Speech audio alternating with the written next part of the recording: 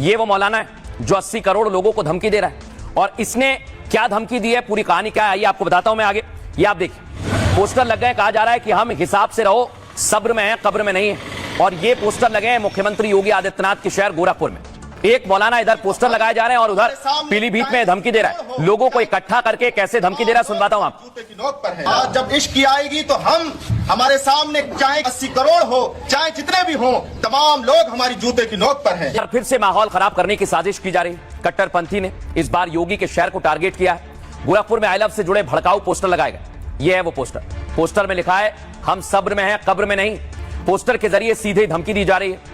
और आपको जानकारी दे दें, गोरखपुर की ही तरह पीलीभीत में भी भड़काने की साजिश हुई है। तौकीर की तरह एक और मौलाना ने हिंदुओं को धमकी दी है। रेहान रजा नाम के मौलाना ने खुलेआम भड़काऊ बयान दिया है। कहा कि 80 करोड़ लोग हमारी जूते की नोक पर हैं। और मौलाना सीधे हिंदुओं को ललकार कर माहौल बिगाड़ना चाहता है। पीलीभीत वाले मौलाना का बयान बिल्कुल बरेली पैटर्न पर है। बरेली में मौलाना नफीस ने इसी तरह हाथ काटने की धमकी दी थी।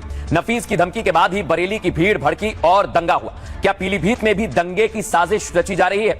क्योंकि विवाद और जैसे जैसे बयान सामने आ रहे हैं, मौलाना रेहान को उसके बाद गिरफ्तार कर लिया गया है। अलग अलग शहर में इसी तरह से माहौल खराब किया जा रहा है, जिसमें एक है गोरखपुर जो योगी का शहर है। पीलीभीत में भी इसी तरह की धमकी। और अब देखिए, ये पोस्टर लगा है और यहां पर भी अलग अलग तरह से उकसाया जा रहा है। ये पोस्टर जो हम आपको दिखा रहे हैं, इसी से लगता है कि कोई ना कोई बड़ी साजिश की जा रही है। अगली तस्वीर दिखाइए, कैसे ये साजिश की जा रही है। कहा जा रहा है कि हिसाब से रहो, हम सब्र में हैं, कब्र में नहीं। और आयला विवाद में यूपी में 100 से ज्यादा गिरफ्तारी अब तक हो चुकी है। बरेली में अकेले 84 दंगाइयों को जेल भेजा जा चुका है। मौलाना तौकीर के करीबियों की 100 करोड़ की संपत्ति को सीज किया गया है। तौकीर के कई करीबियों पर बुलडोजर एक्शन लगातार जारी है। मेरठ में भड़काऊ पोस्टर लगाने वाले 5 आरोपी जेल में हैं। यूपी में आयला विवाद से जुड़ी 30 से ज्यादा FIR लिखी गई। सीएम योगी भी माहौल खराब करने वालों को साफ संदेश दे चुके हैं। योगी ने कहा कि जिनको शांति व्यवस्था अच्छी नहीं लगती, उनकी गर्मी शांत करने के लिए डेंटिंग पेंटिंग जरूरी है। और योगी की इस वार्निंग के बाद भी कुछ कट्टरपंथी एक्टिव है। गोरखपुर और पीलीभीत की घटनाएं इसी ओर इशारा करती हैं। अब दर्शकों, खबरों में आगे बढ़े, आपको बता दें कानपुर में जो धमाके की जानकारी है उसमें घायलों की संख्या बढ़ गई है। जानकारी मिल रही है कि घायलों की संख्या में इजाफा हुआ है और इस समय पुलिस और FSL की टीम मौके पर पहुंची हुई है।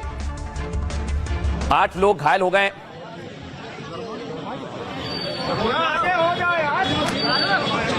हमारे सहयोगी गौरव इस समय हमारे साथ जुड़ गए। गौरव, बताइए आपके पास क्या जानकारी है?